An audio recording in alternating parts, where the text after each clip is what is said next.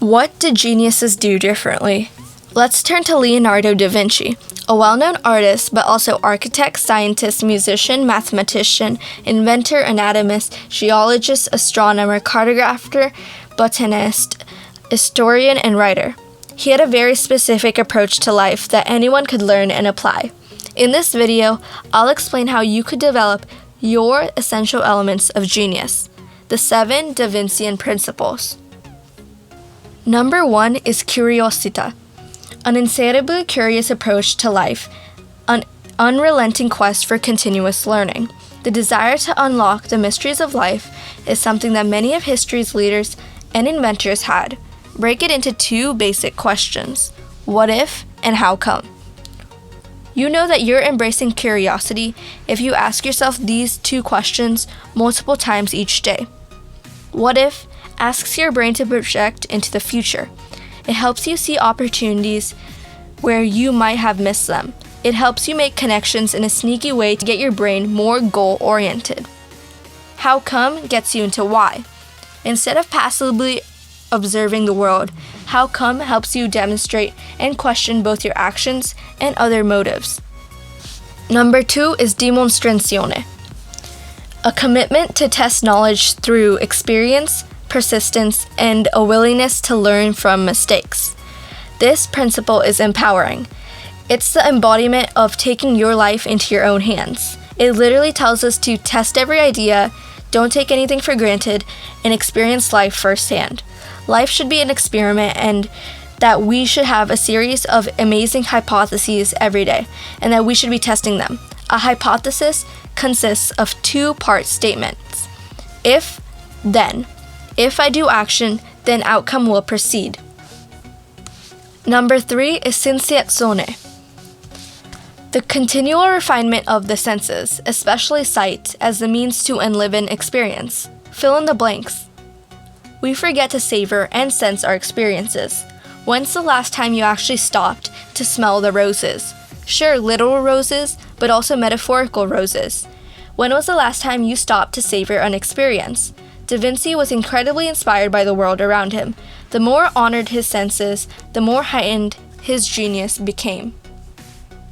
Number 4 is sfumato, the willingness to embrace ambiguity, paradox, and uncertainty. You need the unique ability to understand the extreme opposites of opinions and phenomenon. Explore unknowns and revel in the uncertainty. Majority of people are uncomfortable with unanswered questions.